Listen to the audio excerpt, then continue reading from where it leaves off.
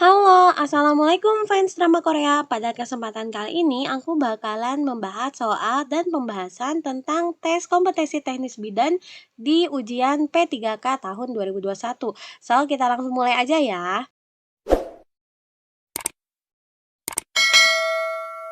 Pertanyaan pertama, pasangan Mas W umur 19 tahun dan Mbak R umur 15 tahun datang ke Bu Bidan ingin konsultasi tentang berpacaran sehat karena orang tua tidak memperbolehkan untuk menikah karena mereka masih sekolah. Pertanyaannya adalah, manakah penjelasan bidan yang tepat kepada pasangan Mas W dan Mbak R tentang umur menikah bagi perempuan sesuai dengan UU Perkawinan? A 16 tahun, B 17, C 18, D 19, E 20. Oke, menurut undang-undang terbaru itu adalah laki-laki dan perempuan menikah di usia 19 tahun. Kalau sebelumnya itu laki-laki kan lebih dari 19 tahun, perempuan 16 tahun. Nah, untuk undang-undang terbaru itu laki-laki maupun perempuan itu di usia 19 tahun. Kita masuk pertanyaan selanjutnya, masih soal kasus yang sama. Selanjutnya, bidan akan menjelaskan pada pasangan bahwa masa reproduksi sehat pada wanita adalah umur 15 sampai 25, 20 sampai 30, 20 sampai 35, 25 sampai 35, 25 sampai 38. Oke, jawabannya adalah yang C. Kita tahu ya, masa reproduksi yang sehat untuk wanita adalah 20 sampai 35 tahun. Oke, pertanyaan selanjutnya nomor 3, apakah resiko yang akan dihadapi Mbak R bila ia hamil setelah pasangan tersebut menikah?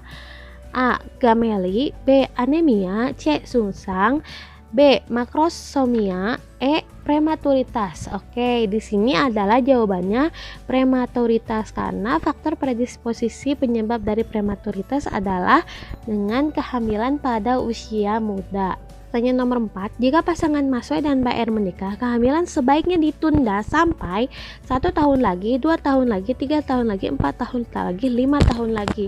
Jawabannya adalah E, karena kita lihat usianya masih 15 tahun.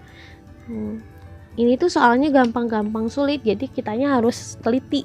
Selanjutnya, nomor 5, anjuran KB disarankan pada pasangan Mas W dan Mbak R adalah A. Pil, B. IUD, C. Suntik, D. Kondom, E. Kalender. Jawabannya adalah pil karena pil itu merupakan KB hormonal dengan sistem harian. Jadi kapanpun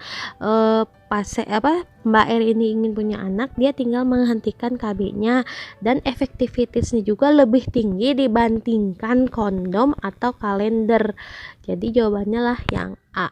Oke, kasus selanjutnya, Nona T adalah seorang gadis berumur 17 tahun. Ia merupakan salah satu korban dari perdagangan perempuan di kotanya.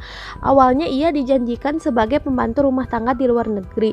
Selama di penampungan, ia mengalami siksaan fisik. Ternyata di luar kota dijadikan PSK, dipaksa untuk melayani pria hidung belang. Kekerasan yang dialami oleh Nona T merupakan A. pelecehan seksual, kekerasan dalam rumah tangga, kekerasan terhadap perempuan, penyalahgunaan hak perempuan, pemerkosaan, dan kekerasan seksual. Jawabannya adalah yang E. Pertanyaan selanjutnya adalah, apakah dampak kesehatan reproduksi bagi Nona T? A. KET, B. PMS, C. Infeksi, D. Infertil, E. Abortus. Jawabannya adalah PMS karena di sini Nona T dijadikan PSK. Pertanyaan nomor 8, apakah materi konseling yang dapat diberikan kepada Nona T untuk menghindari dampak yang terjadi? A. Menghilangkan diskriminasi gender, melakukan kampanye anti kekerasan, menghindari hubungan dengan berganti pasangan, memberikan kesempatan remaja untuk akses informasi, memberikan perlindungan hukum terhadap tindakan kekerasan.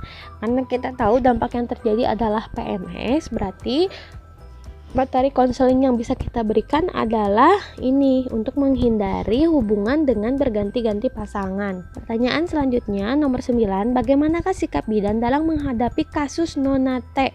A. Meminta untuk tidak menemui siapapun, B. Membekali tentang penjagaan keselamatan diri, C. Bekerja sama dengan lembaga sosial permasyarakatan, D. Menutupi masalah agar tidak tersebar di masyarakat, E. Melaporkan tindakan kekerasan pada pihak yang berwenang.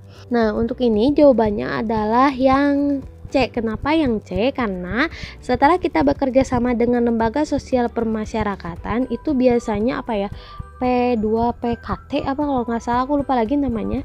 Nanti itu mereka yang biasanya melaporkan tindak kekerasan tersebut ke pihak yang berwenang. Jadi kalau tugas kita sebagai bidan itu sebenarnya nggak usah bingung atau nggak usah sulit kalau kita nemuin kasus seperti ini di lapangan. Jadi sebenarnya soal-soal CPNS juga soal-soal yang melihat gimana tindakan kita pada saat kita menemukan kasus tersebut di lapangan. Jadi yang benar adalah jawabannya yang C gitu. Nomor 10, apakah upaya bidan agar kasus Nonate tidak terulang lagi di masyarakat? A. Melatih setiap gadis untuk bela diri, mengenalkan pengaruh keutamaan gender, mengadakan pelayanan kasus pada privasi tinggi, melakukan screening terhadap kekerasan perempuan, E. Melaporkan tindakan kekerasan pada pihak yang berwajib. Jawabannya adalah yang D.